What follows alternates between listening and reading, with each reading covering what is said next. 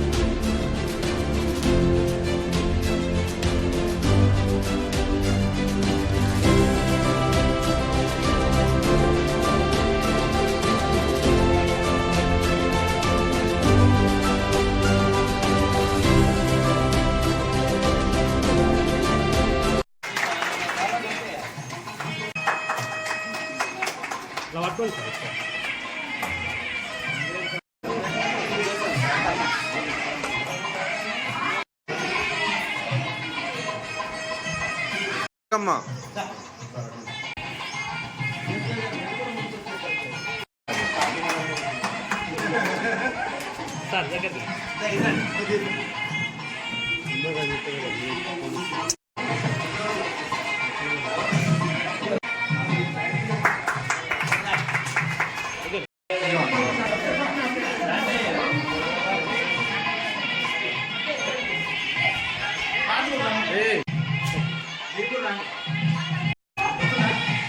వస్తుంది నేను ఎంత కొద్దిగా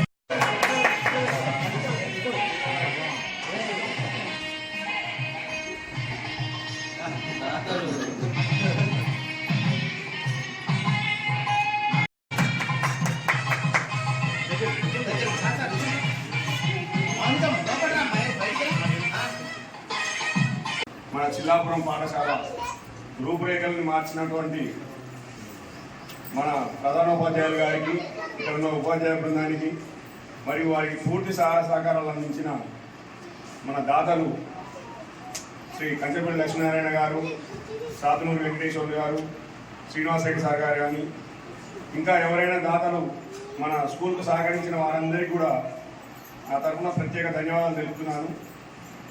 ఈరోజు ఇంతకుముందు ఓపెన్ చేసిన క్లాస్ రూమ్ చూస్తే దాన్ని రేపు టీవీలో చూస్తే అసలు ఇది చిల్లాపురం స్కూలా లేకుంటే ఏదైనా కార్పొరేట్ స్కూల్ తీసిరా అన్నట్టుగా ఉన్నది. అంత ఉన్నత స్థాయిలో సార్ వాళ్ళు టీచర్లు చాలా వాళ్ళ టైం అంతా కూడా ఇక్కడే స్పెండ్ చేసి, అదేవిధంగా మన స్కూల్లో పిల్లల స్ట్రెంత్ కూడా ముందుగా ఉన్న స్ట్రెంత్ కన్నా ప్రతి సంవత్సరం కూడా స్ట్రెంత్ పెరిగే విధంగా ఇలాంటి సౌకర్యాలు ఉన్నప్పుడు తల్లిదండ్రులు కూడా ఆలోచిస్తారు.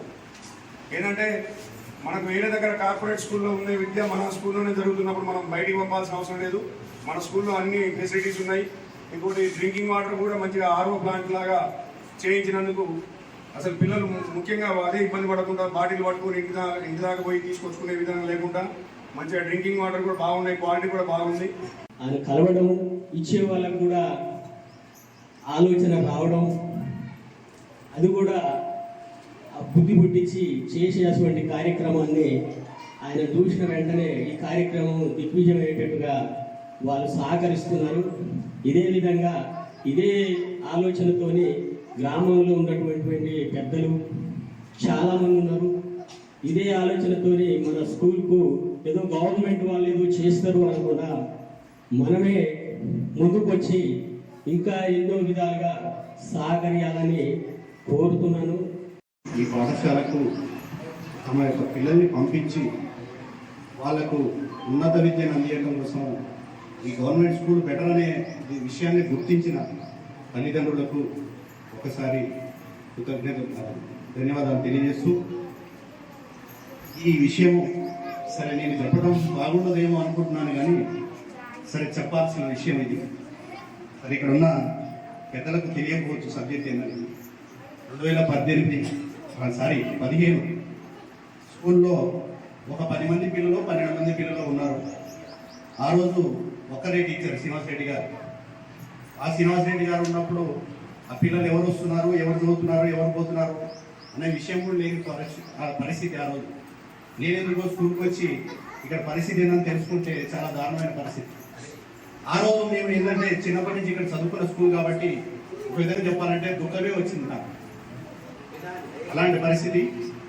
నేను నలుగురిని తీసుకొని కూడగట్టుకొని ప్రతి ఇల్లు డోర్ తిరిగి ఆ రోజు ఎంత ఫీజు వెళ్ళిపోతుంది బయటికి, పిల్లల భవిష్యత్ ఏంటి, వీళ్ళ స్తోమత ఏంటి, ఏది మన ఆర్థిక పరిస్థితి, మన ఊళ్ళో ఉన్న పేరెంట్స్ ఆర్థిక పరిస్థితి ఏంటి అని అవగాహన కల్పించడం కోసం ఒక ప్రోగ్రామ్ ఏర్పాటు చేసి ఆ రోజు ఎంఈఓ గారు, పాత టీచర్లు, ఇక్కడ పనిచేసిన టీచర్స్ ప్లస్ కొంతమంది రాజకీయ నాయకులు వాళ్ళని పిలిచి ఆ రోజు ఒక మోటివేషనల్ మీటింగ్ అనేది ఏర్పాటు చేయడం జరిగింది.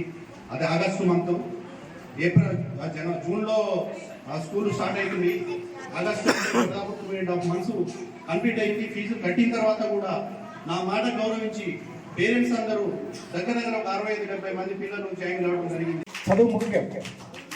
చదువు పిల్లలకు చాలా ముఖ్యం కాబట్టి, ఎందుకంటే ఉన్నత విద్యలో ఉండరు, వాళ్ళు మంచిగా జీవిస్తారంటే మన పాఠశాల కంపల్సరీ ఉండాలి. ప్రభుత్వ పాఠశాలను కాపాడుకోవాలి. నిజంగా చెప్పినట్టు ఇప్పుడు శ్రీనివాస్ సార్ చెప్పినట్టు 2015 కాకపోతే 2016-17 ఇది క్లోజ్ అయ్యేది. కానీ దాన్ని ఎవరో ఒకరు ముందుకు వస్తేనే పాఠశాలకు నిలబడతాయి. సో ప్రభుత్వం కొంత ఇస్తుంది, కానీ ఒకేసారి ఇవ్వకపోవచ్చు. అన్ని పాఠశాలకు అన్ని ఫండ్స్ రాకపోవచ్చు. సో మన ఊరిని మనం చదువుకున్నాం, మన ఊరి కోసం మనం ఏదైనా చేద్దాం. అప్పుడు మాత్రం మనకు కొంచెం జీవితానికి మన ఊరికి ఏమైనా చేశామా లేదని కూడా సాటిస్ఫాక్షన్ ఉంటుంది.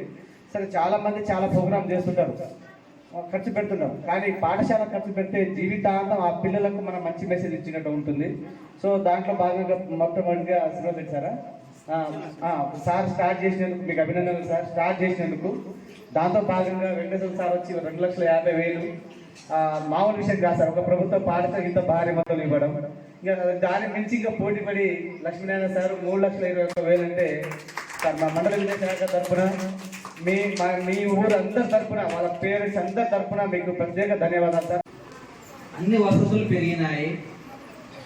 గతంలోనే సాధన వెంకటేశ్వర గారు మన పాఠశాలలో ప్రొజెక్టర్ ద్వారా డిజిటల్ క్లాసులు స్టార్ట్ చేయడం జరిగింది. గతంలోనే మన మండలంలో కనీసం 3-4 స్కూళ్ళలో కూడా డిజిటల్ క్లాసులు ప్రారంభించారు. ఒక 2-3 రోజులు ప్రారంభించి వదిలేసారు.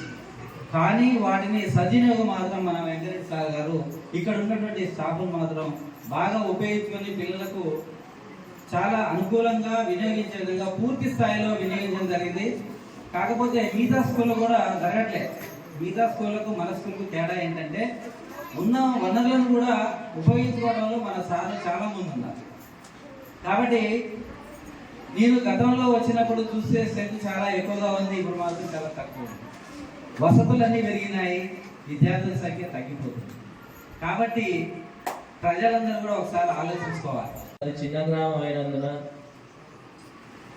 ఇంకోటి దగ్గరగా మనకు మిర్యాలగూడ పట్టణం దగ్గర ఉన్నందున ప్రైవేట్ స్కూల్స్ ఎక్కువ ఉన్నాయి కాబట్టి చాలామంది అక్కడికి వెళ్ళడం జరుగుతుంది.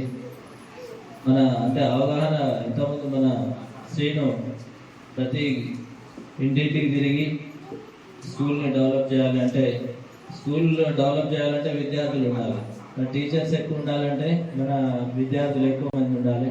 మన వెంకటరెడ్డి గారు హెడ్ మాస్టర్ గారు ఇక్కడికి వచ్చిన తర్వాత నాకు కూడా ఒకసారి ఫోన్ చేయడం జరిగింది.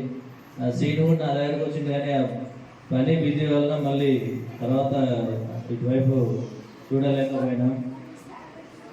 మన దాతలు అంటే మన స్కూల్ మన ఊరు ఫస్ట్ డెవలప్ చేయాలంటే మన విద్య ఇంపార్టెంట్. ఎక్కడ ఎన్ని సంపాదించినా ఏం సంపాదించినా అదో టైపు. మన ఊరికి మనం ఏదో ఒకటి చేస్తేనే అది నాకు తృప్తి. ఆ ఉద్దేశంతో బడికాన్ని స్టార్ట్ చేసి గుడి వరకు వచ్చిన. గుడి తర్వాత ఇంకా మనం గ్రామస్తులు ఏమైనా చేయించుకుంటే చేసుకోవడానికి నేను సిద్ధంగా ఉన్నాను.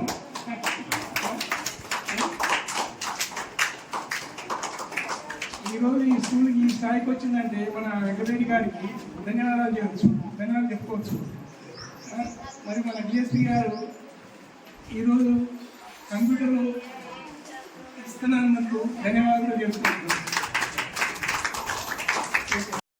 కానీ సార్ రిటైర్ అయిపోయి మళ్ళీ ఒకసారన్నా రావాలి నేను బడికి, పని ఉన్నా కూడా వచ్చిన. నేను లాస్ట్ ఇయర్ వచ్చినప్పుడే చూసిన రోడ్డు యువతల పక్కన నాకు 7 బళ్ళు ఉంటాయి. 7 స్కూళ్ళల్లో ఇక్కడికి వచ్చినాక అబ్బా బడి ఈ రోజుల్లో కూడా ఇంత మంచిగా నడుపుతుండు వెంకటరెడ్డి సారు, హ్యాట్సాప్ అని చెప్పిన.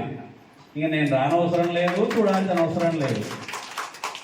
రెండవది, ఒక ఐలాపురం తప్ప ఇటన్ని పెద్ద ఊర్లు కూడా ఉన్నాయి. ఈవెన్ దో నందిపాడాల్సి ఎక్కువ పిల్లలు ఉన్నది ఇక్కడనే. అంటే ఇదంతా కారణం కూడా గీటురాయి ఉపాధ్యాయులుగా మేము, పాఠశాల ఉపాధ్యాయులు, గౌరవనీయులైన పెద్దలు అందరి ప్రోత్సాహంతో ఈరోజు ఇలా కలకలలాడుతుంది. ఖచ్చితంగా బతుకుతుంది. ప్రభుత్వ పాఠశాల బతకాలంటే తల్లిదండ్రులు కనీసం ఒక్కసారైనా ఆ ప్రశ్న వేయాలి. కనీసం వారానికి ఒకసారైనా పాఠశాలకు రావాలి, టీచర్ని కలవాలి. ప్రశ్నించే తత్వం అక్కడి నుంచి మొదలైతే విద్య దానంతా అదే వస్తుంది.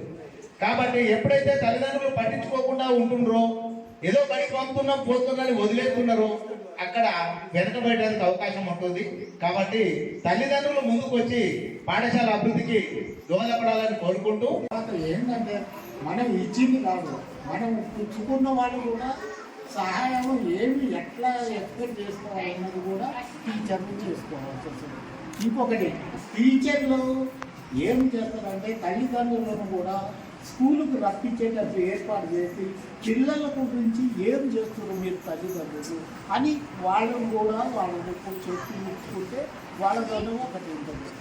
ఏంటంటే పల్లెటూరులో ఎట్లా ఉన్నదంటే టీచర్లు ఏం చెప్పినాం కానీ స్కూల్లో ఏం జరిగిందని ఎవరు అడగట్లేదు. ఎందుకంటే వీళ్ళకు వ్యవసాయం పని కానీ కూలి పని కానీ వాళ్ళకి వాళ్ళ పని